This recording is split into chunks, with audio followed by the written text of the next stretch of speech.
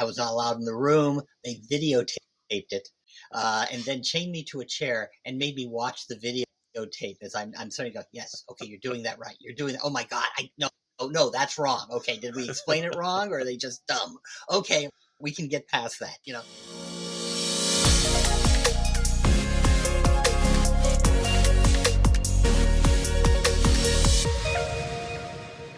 One of the things that you talked about a little bit in some of our earlier conversations is playtesting, but I really want to dive into that. Find out what kind of playtesting feedback you got, what kind of process you went through, what were some of the challenges of turning, taking in the feedback and weighing whether or not you want to make a change or not, trying to make diverse audiences happy. I think there's a lot to talk about here. So let's see. Let's start with you, Jeff, on this one. What do you remember about playtesting? What I remember about playtesting is primarily what we were doing in-house. We were doing sessions basically on afternoons in the office as well. Plus, we had our own personal sessions. We were playtesting material before we even got it designed within Bill Slavisek's Thursday night campaign. We had a regular crew that would all show up. We'd eat takeout and play games for a while. And that was very useful for us as far as finding the big bugs early on, what was and wasn't working, what felt right, before we turned it loose on a larger group. Yeah, I ran a game as well. It was actually in the office. Wednesdays at lunchtime, we'd play for about 90 minutes each week. And it was from very early on, right? Running the game from, laser printed early copies of the character generation rules. My players rebuilt their characters several times in those early, particularly those first few months before the manuscript was, really formed up.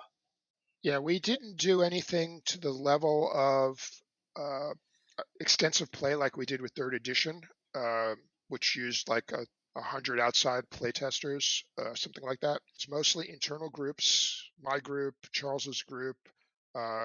Looking at the credits now, there must have been a couple of other groups because there's other people on the team that weren't in either of those groups. And we would get reports from the game masters. That was the primary contact from each of those groups, although any player could come into my office whenever they wanted to or to the team and give feedback. Always review all the feedback. I was very big on making sure everybody was heard, even if everybody wasn't listened to, if that makes sense.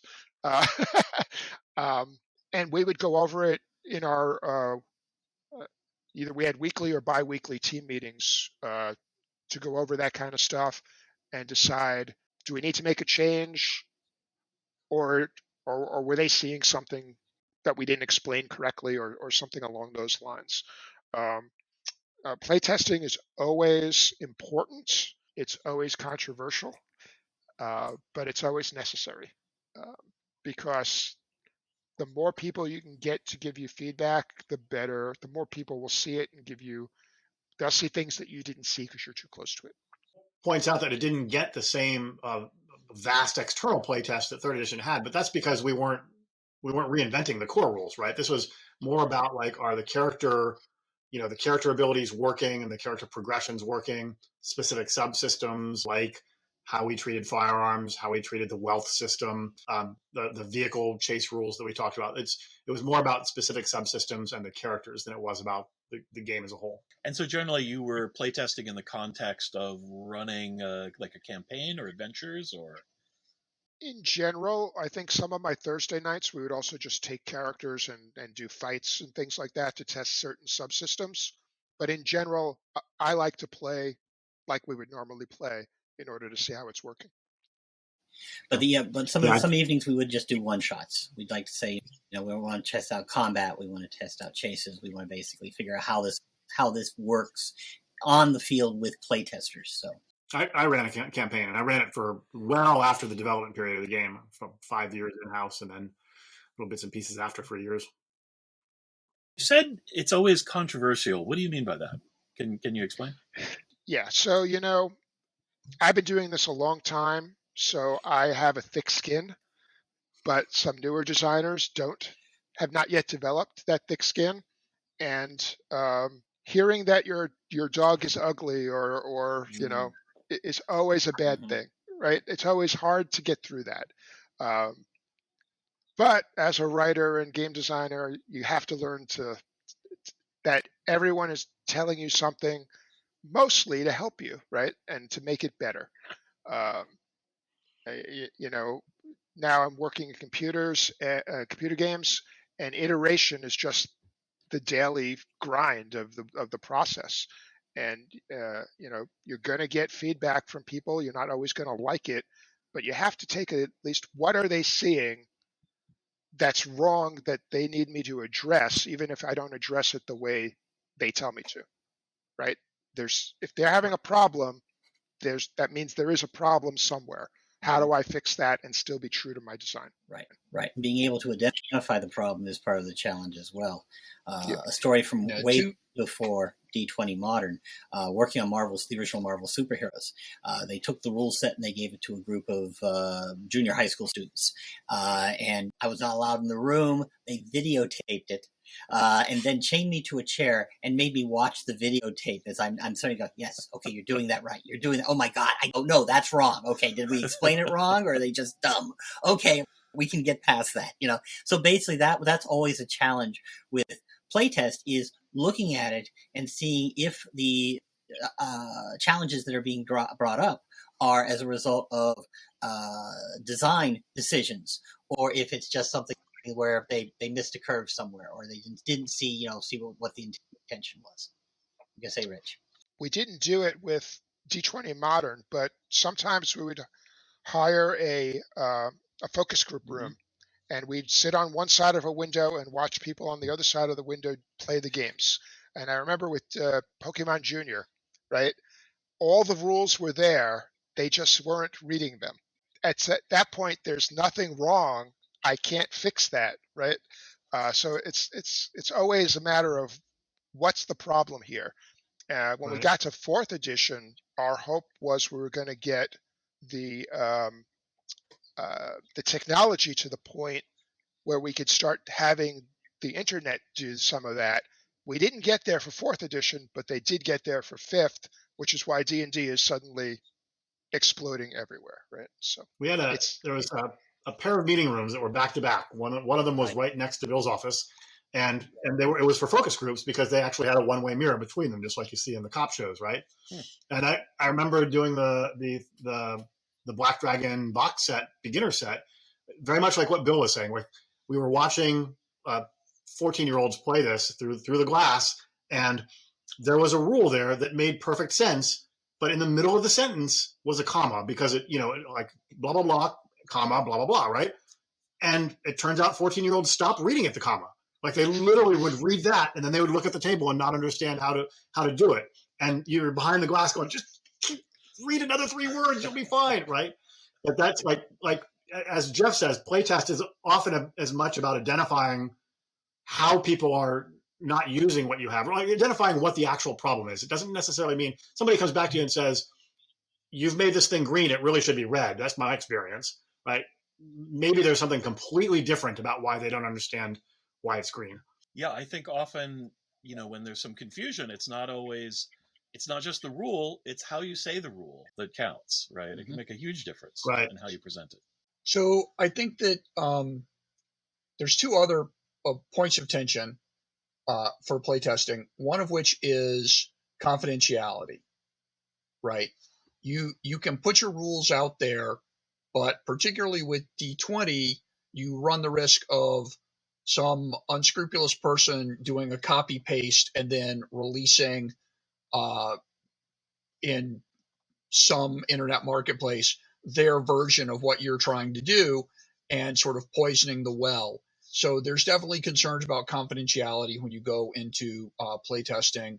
And then another, just a story that I heard, it was several years after this came out. I was over in Brand when this came up, but one of our RPG designers came back from a convention where he had been buttonholed by a fan who wanted to go on a 20-minute explanation of why we needed to do a book for how to play Centaur Rangers. that they were absolutely sure would sell millions of copies.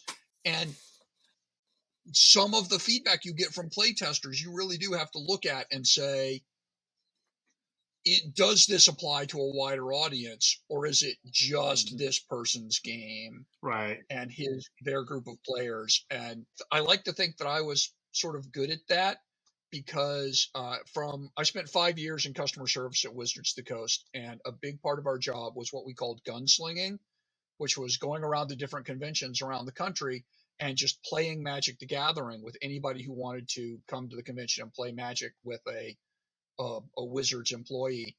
And I would see that like regional rules had developed, and I would sit down and going, okay, that's fine, but if you're going to play outside of your like neighborhood, outside of your town or whatever, people don't play that way, and this is what the actual rules are.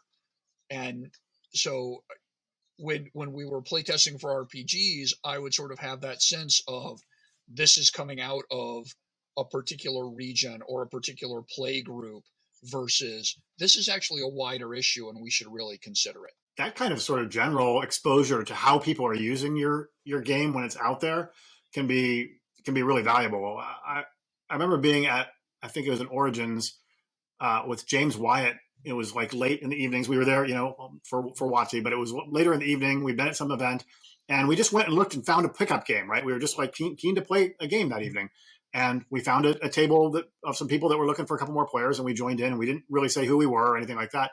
And the people, the other players were all like DCI judges or something like that. They were not in-house, but they were people that like you would expect to have a pretty good knowledge of the rules, and discovered that like many people, they did not have a very good understanding of the opportunity rules in third edition. And so it was really interesting to see how like something that you thought was sort of a resolved issue, even among people that are ostensibly knowledgeable about how things work, and they're playing it by a completely different rule. So understanding that helps you as a designer, both about the rules specifically they're talking about, but also like, what is it about this that isn't conveying well? Why does it not meet people's expectations? Did we express it poorly? Why are people predisposed to doing it incorrectly?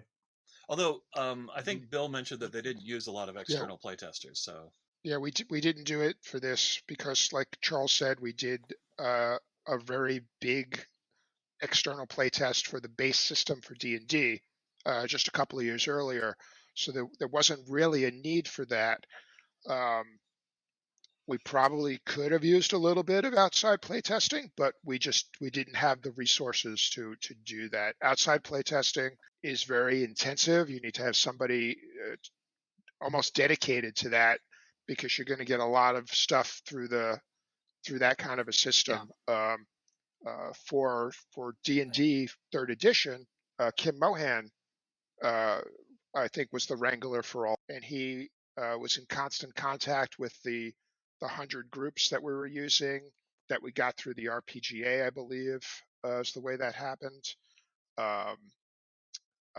And he would give them regular updates of the rules and ask specific questions that the designers were looking to solve, and then that would come back and be distributed back to the team.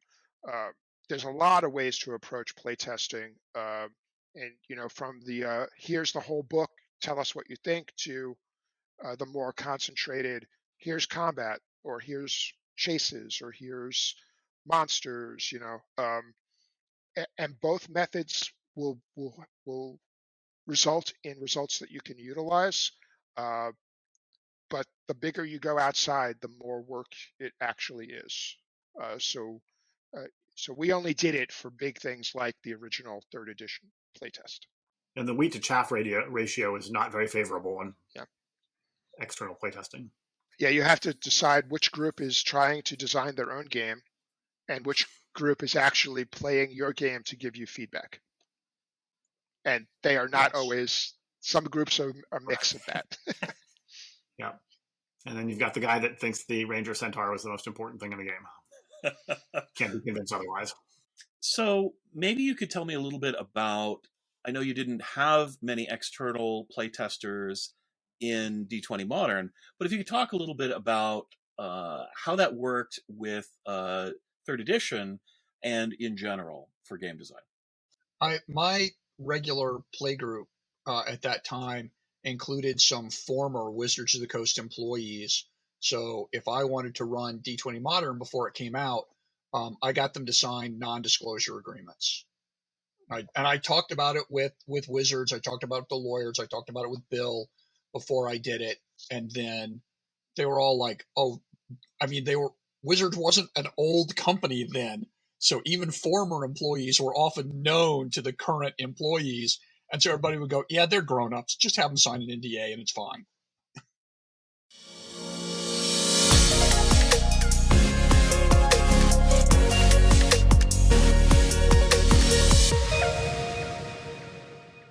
In the case of Boot Hill, one of my first projects was a Boot Hill project, and the characters were pretty much, how well you shoot and what weapon you're carrying, and trying to populate a town where everyone is armed is kind of a bit of a challenge.